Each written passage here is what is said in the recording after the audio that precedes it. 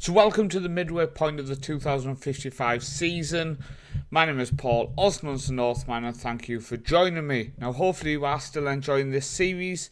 Make sure you do comment below, let me know your thoughts on it, and let me know what you are excited for FM24. Now at the minute we're leaning towards Turkey for a builder club, starting in the lowest tier, then a builder nation once we start taking over the country with the club. Comment below if you have any other ideas of what you would like to see content-wise on the channel going into FM24.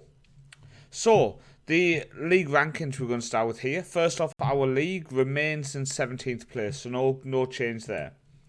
Club-wise, we move up into 7th place. We move up 7 places to 5th. The 5th best team in Europe. Now what I also want to point out is going into next season, currently we would actually jump ahead of Newcastle and no teams behind us would catch us. So we are only a couple of points, 1 point behind Bayern Munich. If we have a better season than Bayern Munich, we could go into 3rd place in the European club rankings.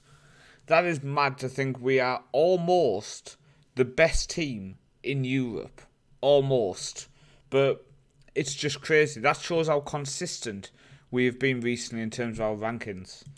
In terms of the coefficient-wise, we stay in the same spot, 14th.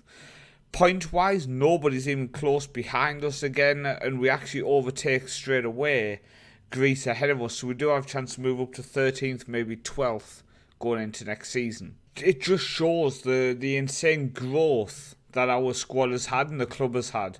The fact that we are closing in on that top spot almost in European rankings. So looking at our summer transfers before we recap the Champions League, looked at our Champions League group, etc. Mustafa joins us from Hearts of Oak in Ghana. 875k, I think it's money well spent. He can easily move on for a profit, no question about it. He's settling nicely in our B team, already scoring 4 and assisting 3. Our big money signing is Anderson Knoll, joining us from Chelsea, 18 years old. I paid 29.5 million for him, but he's a wonder kid with professional personality. Very, very talented player. A little bit of a cheap pickup, 17 years old, Jack Nielsen, Danish, from Bromby, 150k. I think he's a talented player. Might develop well for us, might move him on within the league structure. For just under $500,000, Hassan Saad. Now he joins us as a rotation option for our first team. And at the age of 20, costing less than $500,000, there's potentially some big profit in him. Now, we did discuss in the previous episode we needed a lot more depth in our defensive midfield. James Duran comes in, 8.25 million from Leicester, age 31. Adds a lot of experience, but he's a very, very talented player. And I think for that money, if we can get a couple of years out of him, and he is going to be high-end couple of years, first team player, I think it's a good bit of money. Now, as always, when I sell the players, I pick issues of why we didn't like them. Join us for the 4th stint at the club, which we can see all of them here. So joined us in 2046, scored 56 goals in 42. Then came in 2050 from Gladbach, scored 24 and 28. Then came back in 53-54, scored 12 and 22. And now he is back again, Mufasa, for 7.75 million. We've always signed him back for less than we paid for him. Less than we sold him for. I'm happy with it. And the final signing to look at is Oliver Hjort, 17-year-old central defender. Very, very talented. Again, money well spent, costing $500,000. There's a lot of potential in him. We've ended up spending 72 million this year so far, with 117 million coming in. So going through our summer out, Sorensen's gone to KI, a young goalkeeper, I think he was. Yep. Sold to KI. I just think he's got a bit of potential there. So we'll see what he can do now again, first team football. Connolly, we've managed to sell for 10 million to Tottenham. Now we signed for 10 million. He never developed how I hoped. I hoped getting trained at our club, the attributes would go quickly. They didn't. But the fact we got our money back, I'm very pleased with that. Couple of loan deals. Then the big one. Going out for 59, rising to 69 million was Cobb. Going to Bayer Leverkusen, who are a very good side now, one of the best in Germany. I didn't want to sell him for so little. 69 million to me just wasn't enough for him. And we only signed him for 20, so we did make good profit, nearly 3 times. But it was just players complaining that we were holding on to him when he wanted to go. Randers signed owner, one of our young players, and then the rest were loan deals, so nothing else to look at there. But let me know what you think of our signings. I definitely think the 2 young Danish are good players. This Sad for less than $500,000 is a good player. And Noel, our wonder kid here, I think is very talented. So we started in the final playoff qualifying round of the Champions League, and we come up against Cluj of Romania.